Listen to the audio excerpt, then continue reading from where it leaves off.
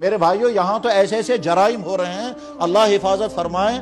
ہمارا ایک دوست ہے جو کلمے سے محروم تھا، وہ مسلمان بنا، کلمہ پڑھا، یہاں کشمیر میں وہ اسلام کی دعوت کا کام کرتا تھا۔ ایک مرتبہ وہ حضرت بل اندر گیا وہاں یہ دیکھنے کے، ایک مرتبہ نہیں، وہ بار بار جاتا تھا اور وہاں جو ٹورسٹ آتے تھے ان کو جا کر کہتا تھا میں بھی وہی تھا جو آپ ہیں، وہ صاحب غلط راستہ ہے، آپ مسلمان بنو، اسلام قبول کرو، اور دھڑا دھڑ کلمے پڑھاتا تھا۔ مجھے ایک مرتبہ ملا، میں نے کہا آج دن میں کہاں تھے آپ؟ کہنے لگا جی شالیمار میں تھا۔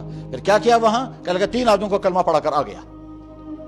یہ شخص حضرت بل کے اندر اسلام کی دعوت دے رہا ہے، وہاں چند آدمیوں نے آ کر کہا خبردار یہاں یہ اجازت نہیں یہ کام کرنے کی، باہر نکل جاؤ۔ اس نے کہا جناب میں تو اسلام کی بات کر رہا ہوں۔ کہہ رہا 2-3 پولیس والوں کو لائے تو اپنی سننے پر کر دی، یہ حالات سے خراب کری تھی۔ اور یہ کون تھے؟ کہ حضرت بل کے مجاور، اور مجاور کہہ رہے ہیں یہاں یہ کام مت کرو۔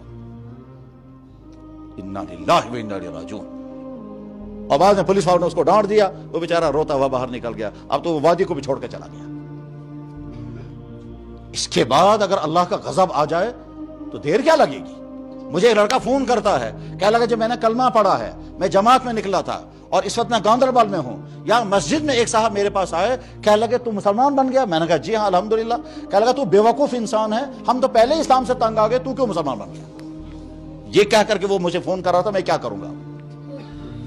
میرے بھائیوں ہم اللہ کے سامنے توبہ کریں گے، اسلام کے ملنے پر شکر ادا کریں گے اور ارادہ کریں گے انشاءاللہ اس اسلام پر چلیں گے۔ جو جس زندگی کی سٹیج پر ہے، جو جوانی میں ہے جوانی کو ٹھیک طرح سے گزاریں، جو ملازمتوں میں ہیں وہ ٹھیک طرح سے ملازمتیں کریں، رشوت سے بچیں، ڈیوٹیاں پوری دیں، جو بزنس کر رہے حلال پاک صاف بزنس کریں دیانتداری کے ساتھ، اللہ برکتوں کے دروازے کھول دیں گے، اور جو جن کے گھروں میں مستورات ہیں ان مستورات کی پوری نگرانی کریں۔